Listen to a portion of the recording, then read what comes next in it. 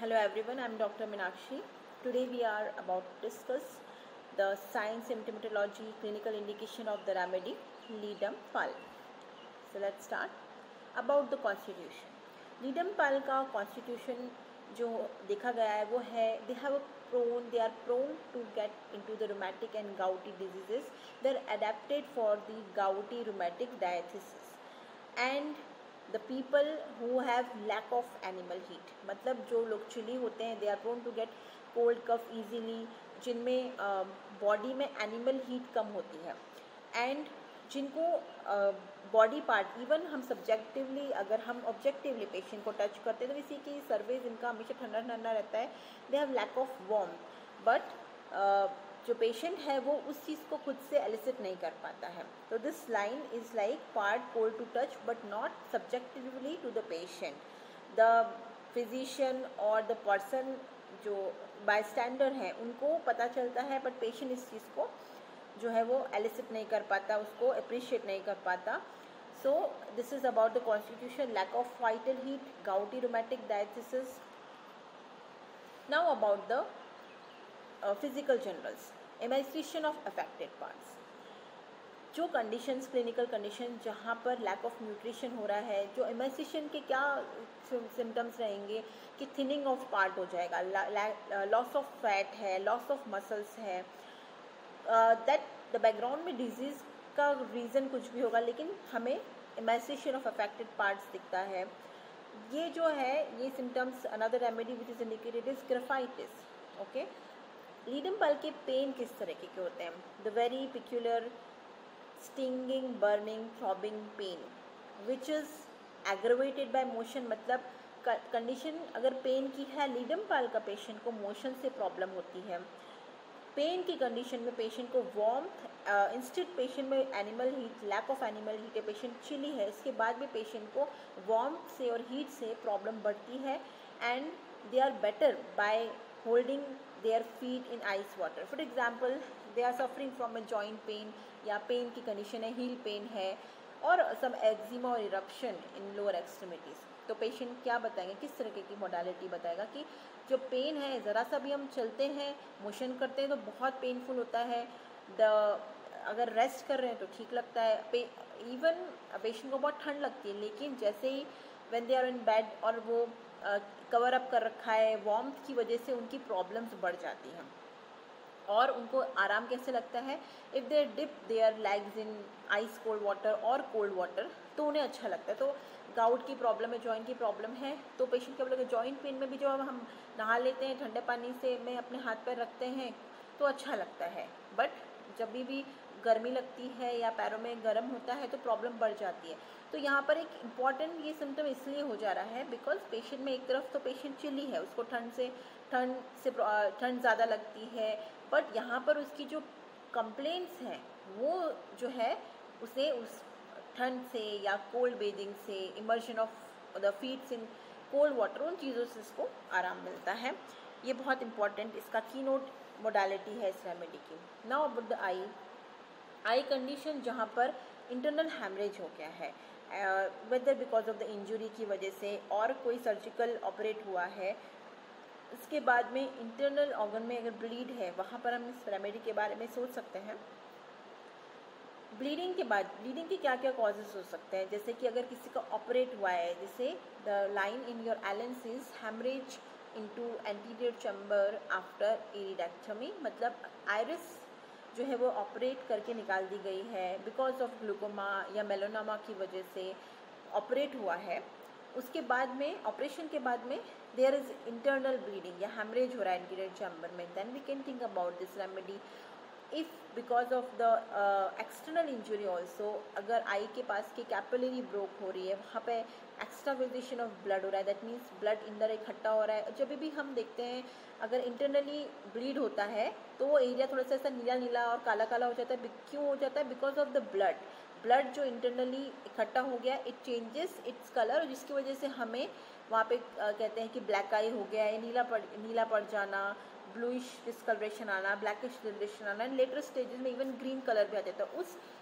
This indicates, the colour is indicating कि एक normal reddish अगर इंजरी होने के बाद में अगर थोड़ी सी लेट भी हो जाता है, ब्लूइश के बाद में ग्रीनिश कलर भी आ जाता है इंजुरी में, तभी भी हम लीडम पाल के बारे में सोच सकते हैं। But we have to remember the character of pain and modalities. Now on the face, pimples का कैसा कैरेक्टर होता है?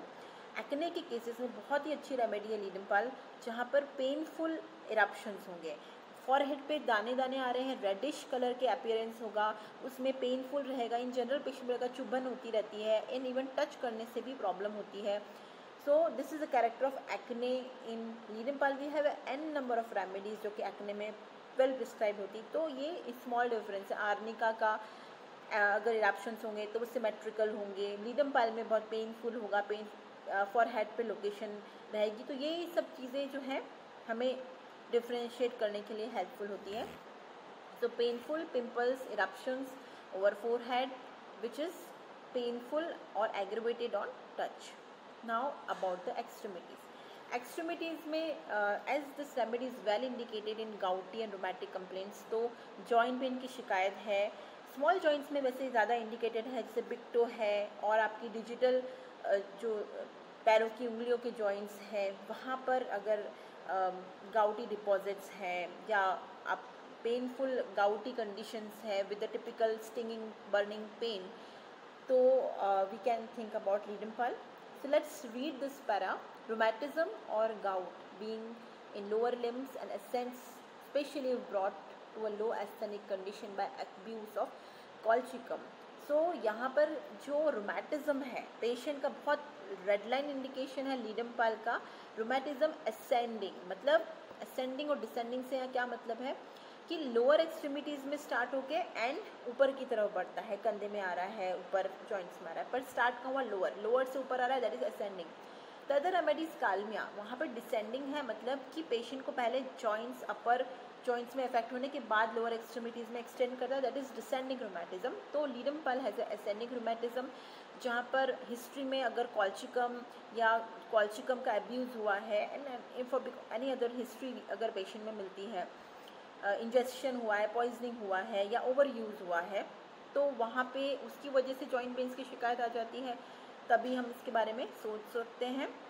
Now next line is joints become the seat of nodosities and gout stones which are. तो gout stone मतलब basically gout या गठिया रोग जो है, वहाँ पर क्या होता है कि जॉइंट स्पेसेस में यूरेट क्रिस्टल्स, तो ये जो स्टोन्स की बात कर रहा है वो उसी की बात कर रहे हैं जो क्रिस्टल डिपॉजिट हो जाए जॉइंट स्पेसेस में. वो क्रिस्टल्स बहुत पेनफुल कंडीशन प्रोड्यूस करते हैं. एक्यूट गाउट और क्रोनिक गाउट या क्रोनिक एरिथ्राइटिस से कंडीशंस में बहुत हेल्पफुल रेमेडी है. डिपॉजिट्स हो गए हैं, नोड्स बन गई हैं, जैसे मोटी मोटी जो नोडोसिटीज़ हो जाती है जॉइंट स्पेसेस में, वहाँ पर भी अच्छा इंडिकेशंस हैं. अगर हम बोलेंगे कि विच लोकेशन, वैसे तो ओवरऑल आपको मॉडलिटीज़ पेशेंट की याद रखनी है, कैरेक्टर ऑफ पेन याद रखना है, लेकिन left shoulder right hip joint affected होता है. यहाँ पर स्वेलिंग रहेगी फीट्स में.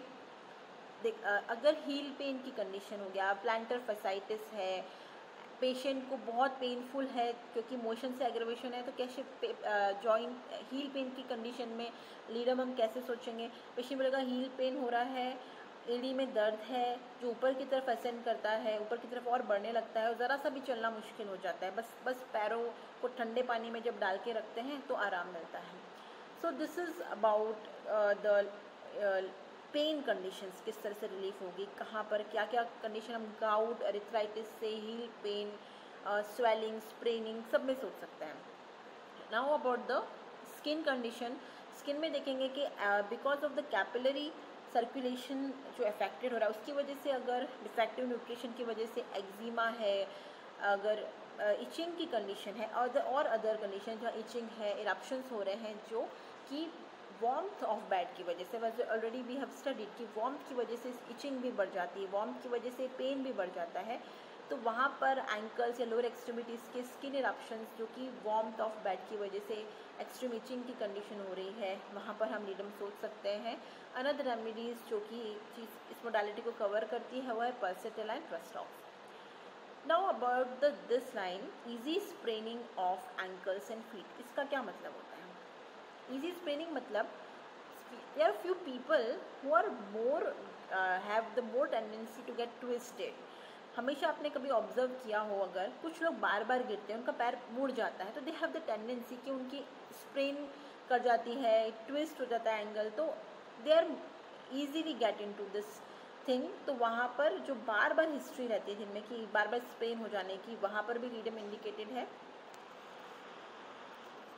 So next is injury is very important. Last remedy भी हमने पढ़ी थी हाइपेरिकम, वहाँ पर पॉइंटेड और शार्प इंजुरीज़ के लिए हमने उसको स्टडी किया था। तो यहाँ पर भी लीडम की कंडीशन में भी अगर शार्प ऑब्जेक्ट की अगर पिन है, कोई like there are few old cases, अगर हम देखें बुक्स में होम्योपैथी के बहुत सारे केसेस ठीक हुए हैं। अगर कोई जो है सुई धागा का काम कर रहा है और सुई इस तरीके का पॉइंटेड ऑब्जेक्ट चुभने के बाद पेन हो रहा है, रेड बाइट होने के बाद पेन है, even ledum is very well indicated in cases of mosquito bite या इंसेक्ट बाइट। हमने ज़्यादातर कैसा जो इंसेक्ट बाइट करता है या मच्छर काटना, वो थोड़ा सा पिन पॉइंट इंजुरी होती है ना, वो भी काइंड ऑफ इंजुरी है। उसके बाद पेन हो रहा है, इरप्शंस हो रहा है, तो वहाँ पर लीडम बहुत अच्छी इंडिकेटेड रेमेडी हो सकती है। तो अगर हम देखें होम्योपैथी में कि भाई इंसेक्ट बाइट के बाद में कौन सी रेमेडी है, तो और भी जैसे एपिस है, वैसे ledum is also good remedy, जहाँ पर हम इसके इफ़ेक्ट को जो है अरेस्ट कर सकते हैं, पेशेंट को रिलीफ पहुँचा सकते हैं with the medicine. So sharp injuries के आप ध्यान रख सकते हैं, वो नेल्स हो सकता है, एनिमल बाइट हो सकता है, any object which is sharp. So long remaining discolouration after injuries, जैसे इंजुरी के केसेस में भी स्टेज है। फर्स्ट स्टेज ऑफ इंजुरी हुआ, फेरम फॉस दे दिया आपने, फर्स्ट स्टेज जहाँ पर पस फॉर्मेशन नहीं हुआ है, पस हो गया तो हिपर दिया, ये सारी स्टेजेस में मेडिसिन भी बदल जाती हैं। तो इफ़ देयर इज़ इंजुरी हुई है, इंटरनल ब्लीड हुआ है, काइमोसिस हो गया, आपको रेडनेस दिखने लगे, लेकिन इंजुरी जैसे पुरानी होगी और इंटरनल ब्लड स्टैंडिंग है वहाँ पर, तो कलर चेंज करके वो ब्लू होने लगता है, धीरे धीरे ग्रीन होने लगता है। तो ledum cover the stages even blue होने तक, अगर ग्रीन मतलब क्रॉनिक हो जाता है, टाइम हो जाता है उसको इंजुरी को या इंटरनल ब्लीडिंग को, अगर टाइम भी हो गया है, तो क्रॉनिक केसेस में वहाँ पर भी रेमेडी जो है डिस्कलरेशन को जो है एब्जॉर्ब करने में हेल्पफुल होती है। Long remaining discolouration after injuries, black and blue places become green.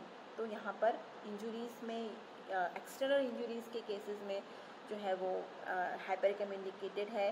Pin pointed instrument के केसेस में इंडिकेटेड है। गाउटी रूमेटिक कंडीशन, तो क्लिनिकल कंडीशंस हम देखें, ऑपरेट होने के बाद है, इंसेक्ट बाइट हो गया या शार्प ऑब्जेक्ट इंजुरी हुआ, external injury from the external injury की वजह से इंटरनल ब्लीड हो गया है, गाउटी अरिथ्राइटिस, हील पेन की कंडीशंस, यहाँ सब पर लीडम विद द करेक्ट सिम्पटोमेटोलॉजी हम इसके बारे में सोच सकते हैं। मोडालिटीज़ बहुत इंपॉर्टेंट है।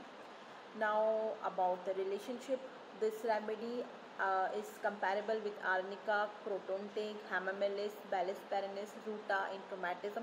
ये सारी रेमेडी इनमें से हमने कुछ पढ़ भी रखी है, आर्निका, बैलिस, रूटा, जो कि ट्रॉमा के केसेस में अच्छी रेमेडीज़ होती हैं, वेल इंडिकेटेड रेमेडी होती है। कोनायम है in long lasting effects of injury, तो हमने जैसे लॉन्ग लास्टिंग इफेक्ट यहाँ देखा, ब्लूइश के बाद में ब्लैकिश एंड ग्रीनिश डिस्कलरेशन हो रहा है, या फिर इंजुरी जैसे कई रेमेडीज हाइपेरिकम में पढ़ा था कि इंजुरी होने के कई साल बाद भी पेशेंट्स को दर्द बना रहता है, that is the long lasting effect. अगर इंजुरी के रह गए हैं तो उन केसेस में हम ये सब रेमेडी को कंपेयर करके समझ सकते हैं, because these all are very good remedy in cases of trauma. So I hope you have understood this remedy, बहुत ही well prescribed remedy है and very clear इसकी modalities हैं. So I hope you have understood this remedy. Thank you.